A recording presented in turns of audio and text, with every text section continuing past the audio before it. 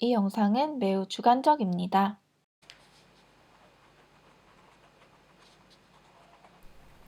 안녕하세요.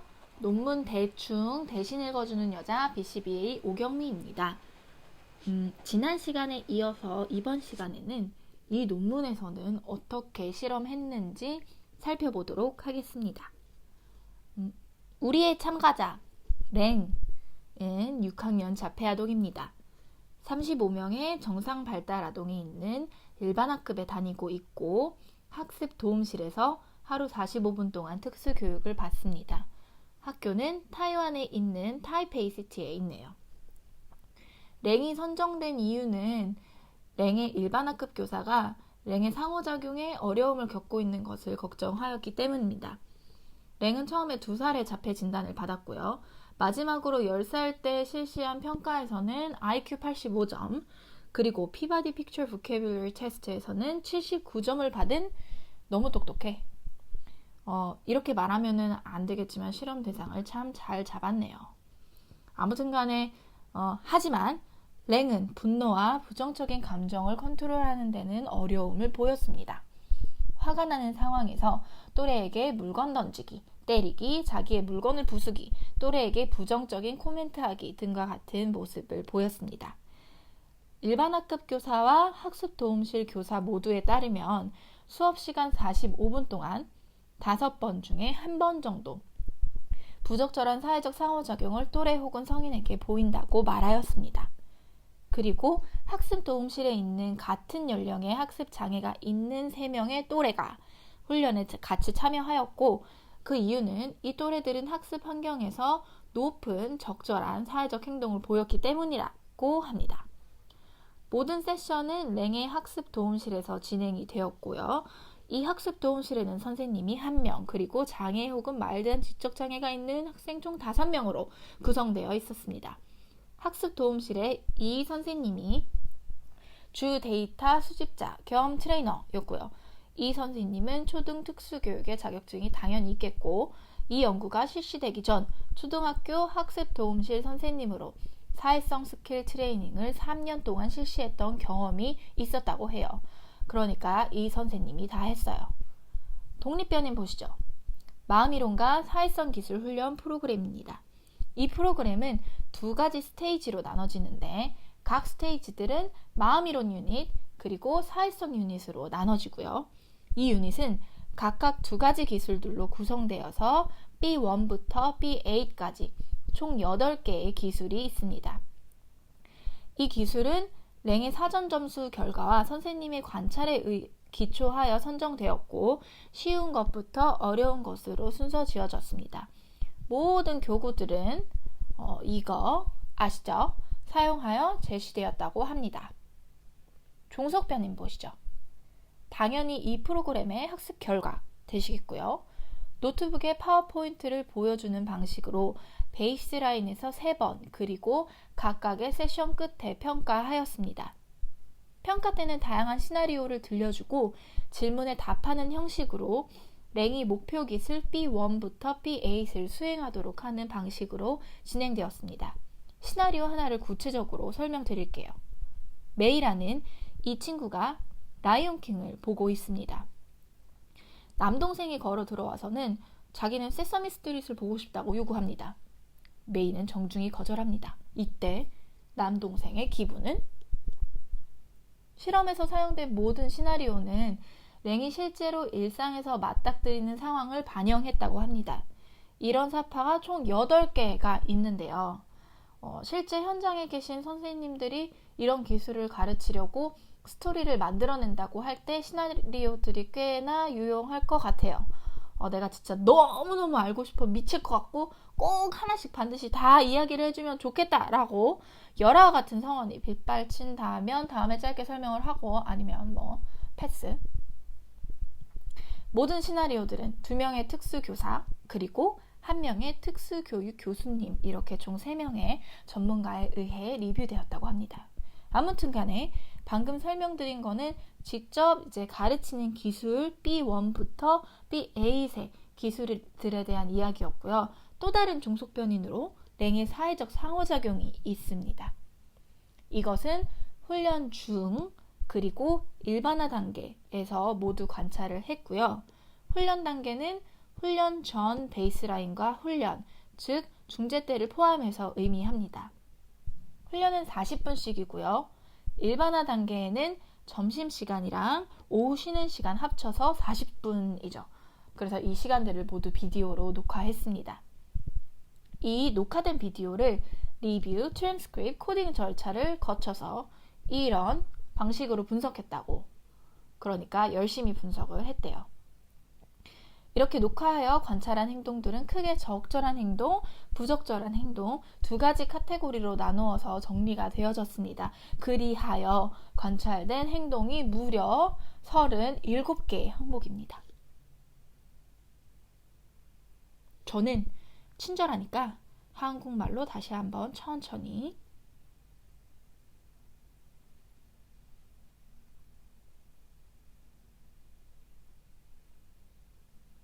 또 다른 종속 변인으로 마음이론 테스트가 있죠. 사전 사후에 똑같은 테스트를 반복했고요. 아까 메이랑 남동생 시나리오 같은 사파가 8개에 질문 38개인데 이 질문은 다음과 같이 나누어집니다. 요렇게, 요렇게, 요렇게, 이런 거, 이런 거, 이런 걸로요. 이 질문들을 능력에 따라 레벨로도 나눴습니다. 어려운 능력, 쉬운 능력에 따라서요. 겁나게 복잡하게. 아까 봤던 메이의 예를 다시 보면 상황이 있고 질문의 형태가 이제 어떤 건지 나오고요. 구체적으로 뭐라고 물어봤는지, 그리고 그 질문의 레벨과 어떤 식으로 점수를 매기는지 이렇게 모든 시나리오마다 체계적인 구분이 되어 있습니다. 대부분의 문항이 1점, 어떤 문항은 2점, 이런 식으로 문항마다 다르게 점수 체계가 되어 있습니다. 관찰자 간 신뢰도 보시죠. 이렇게 계산했고요. B1부터 BA까지의 기술에 대한 학습 결과 데이터를 수집하기 위해서는 특수교육 대학원들을 트레이닝 시켰고요. 사회적 상호작용 데이터를 수집하기 위해서는 심리학과 대학원생을 트레이닝 시켜 이들을 착취하였습니다. 내용은 읽어보시고요. 대학원생들은 불사해요. 신뢰도는 잘 나왔네요. 절차 신뢰도를 위해서는 트레이닝 스크립트, 그러니까 대본을 가지고 만든 스텝 바이 스텝 체크리스트를 우리 훌륭한 트레이너 선생님이 스스로 평가했습니다. 각 훈련 세션이 끝나면 선생님이 체크리스트를 작성을 했고 98.6%의 절차 신뢰도를 보였네요. 실험 디자인은 이거고요. 싱글 서브젝트, 실험 대상자가 한 명이죠. 행동하고 세팅 간에 멀티플 프로브, 그러니까 평가를 여러 번 한 그런 디자인입니다. 이 디자인으로 프로브 획기를 아주 무의미하게 계속 측정하지 않아도 되는 그런 이득을 누렸죠. 이제 실험 절차들을 하나씩 살펴봅시다. 먼저 사전평가 때는 마음이론 테스트를 했죠. 설명드렸지만 노트북 사용해서 파워포인트로 사파 소개하고요. 말로도 이야기해주고 그리고 랭에게 질문합니다. 랭은 최선을 다해 답하도록 격려받았고 맞았다 혹은 틀렸다와 같은 구체적인 피드백은 주지 않았습니다. 랭이 대답이 없으면 사파를 다시 보여주고 대답하도록 하였고 두 번째 A 대답으로 점수가 기록되었습니다. 사전평가는 총 40분 걸렸네요. 베이스라인 때는 타겟했던 기술들 B1부터 B8을 프로브합니다. 각 기술들마다 3번씩의 프로브를 진행했는데 첫 번째 프로브들이 다 첫 세션에 실행이 되고 나머지 2번의 프로브는 각 기술들의 중재 바로 직전에 실행합니다. 참고로 이 베이스라인 기간 동안 사회적 상호작용 데이터는 학습 도움실에서 진행된 소그룹 시간에 6번 녹화되어 수집되어지고 있었습니다. 다음 절차로는 이제 중재 보시죠. 마음이론과 사회기술 훈련했는데요. 이거 2개 아니고 1개 프로그램이에요. 이름이에요. 헷갈릴까봐. 이 훈련, 그러니까 직접적인 중재는 일주일에 4번, 월, 화, 수, 목 학습 도움실에서 40분씩 각 기술을 1대1로 가르치고 80% 이상의 성취를 3번 연달아서 하면 소그룹에서 그 기술을 또래와 함께 훈련 받습니다. 소그룹에서 역시 3번 연달아 80% 이상 수행을 보이면 두 번째 기술 B2를 1대1로 가르치기 시작합니다. 이런 식으로 쭉 B8까지요. 사회적 상호작용 데이터는 이 훈련이 진행되는 시간에 수집이 되고 있었는데 1대1에서 32번, 소그룹에서 29번 녹화되고 있었습니다. 비디오 용량이 아주 많이 필요했겠어요. 그리고 아까 잠깐 말씀드렸지만 모든 트레이닝에서 티칭 스크립트 대본 사용했다고 하고요. 선생님한테 아무 말이나 할 수 있는 자유가 없었어요. 훈련은 4단계로 이루어졌고 1단계 트레이너가 애니메이션을 보여주고 말로도 친절히 설명해 줍니다. 그리고 랭에게 3가지에서 5가지 질문을 물어봅니다. 정답이면 칭찬, 틀리면 에피소드를 리마인드하거나 혹은 말로 간접적으로 촉구합니다. 논문에서는 이거를 소셜 큐라고만 말을 했는데요. 정확히 어떻게 간접적으로 말로 했는지는 치사하게 안 알려줬어요. 아무튼 그래서 정답이면 칭찬, 틀리면 그냥 정답 말해줍니다. 2단계 트레이너와 랭이 롤플레이 했고요. 칭찬 혹은 수정 피드백이 제공되면서 연습을 했습니다. 3단계 트레이너가 에피소드의 주요 포인트를 요약하고 랭은 배운 기술과 관련된 자신의 일상 경험을 쉐어합니다. 그리고 랭이 세션 끝에 배운 이 기술을 잘 보여주면 열차 티켓을 강화물로 주었습니다. 참고로 열차 티켓은 랭의 부모님의 보고에 의해 강화물로 선정되었고 유지, 팔로업, 일반화 단계에서는 제공되지 않았습니다. 4단계 학습 결과 평가를 위한 프로브 진행하였습니다. 이런 똑같은 절차가 소그룹 세션에서도 사용이 되었고 다른 점은 선생님과 랭이 아닌 또래와 랭이 롤플레이를 하였고 그리고 스토리를 소개하는 것보다는 경험을 나누는데 더 중점을 두었다고 합니다. 유지 단계 보시죠. 랭이 배운 기술을 80% 이상의 정확도로 1대1과 소그룹 세션에서 3번 연속 보였다, 즉 마스터했다고 하면 곧바로 유지 단계로 들어갔고요. B1부터 B8 기술에 대한 데이터 체크하고 그리고 이 유지 기간 동안 사회적 상호작용 데이터는 수집이 되고 있었고 소그룹 활동 시간에 8번 소집되었습니다. 팔로업 단계 기술 6까지 마스터하고 일주일 후로 보았고요. 기술 7은 6일 후에, 기술 8은 2일 후에 데이터가 수집되었다고 하네요. 그리고 일반화 단계는 랭이 모든 기술을 다 마스터하고 나서로 보았고요. 이 단계에서 그렇다고 기술들을 B1부터 B8까지 측정한 게 아니라 상호작용 데이터를 보았죠. 일주일에 3회, 총 8회기 동안 일반 학급에서 30분 점심시간이랑 10분 오후 쉬는 시간에 데이터를 수집했다고 말씀드렸고 그리고 마지막으로 사후검사 때는 사전검사 때 사용했던 마음이론 테스트를 똑같은 거 반복합니다. 이 중재가 괜찮은 중재인지 아닌지 확인해보기 위해서 사회적 타당도를 보는데 여기서는 걱정이 많았던 랭의 일반 학급 교사 Social Studies Teacher라는 분 실험에 참여했던 1, 2, 3 그리고 랭의 엄마를 인터뷰했다고 합니다. Semi-structured interview format 그러니까 어떤 문항을 가지고 질문을 했다는 거죠. 먼저 또래에게는 어떤 도움이 되었는지 마음에 드는지 안 드는지 바꾸고 싶은 점이 있는지 스토리는 어땠는지 자기 행동이 변화했는지 질문합니다. 그리고 아이들은 이렇게 대답하죠. 원하는 거를 더 클리어하게 말해요. 분노를 더 적절히 조절하는 것 같아요. 그리고 교사들에게 질문합니다. 어떤 도움이 되었는지, 프로그램이 마음에 드는지 안 드는지, 뭐 바꾸고 싶은지, 랭은 바뀌었는지, 다른 학생에게도 사용하고 싶은지와 같은 점들을요. 교사들은 대답합니다. 사회적 상호작용이 아주 향상됐어요.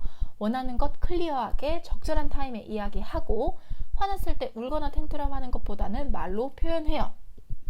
적절한 사회적 상호작용이 늘었어요. 예를 들어 대화를 시작하기도 하고 다른 사람에게 긍정적인 코멘트도 하고 다른 사람에게 적절한 때 헬로우 해요.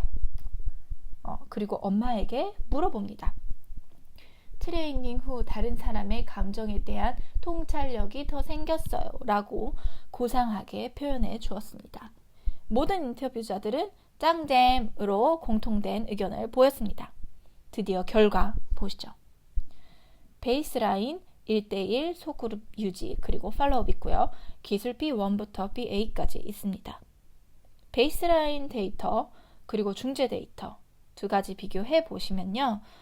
베이스라인에 비해 중재 때의 데이터점이 눈에 띄게 올라간 것을 확인할 수 있습니다. 다만 B2와 B5는 중재 직전의 수치가 조금 높아요. 이 두 가지 기술 베이스라인의 세 점은 중재 때와 데이터가 중복이 되기는 하지만 이것 제외하고 다른 데이터에서는 중복되는 점은 없습니다. 중재 후 습득한 기술이 소그룹 활동 시에도 일반화 단계 유지에도 모두 잘 유지되는 것을 볼 수 있습니다. 녹화한 데이터로 사회적 상호작용 분석한 결과 보실까요?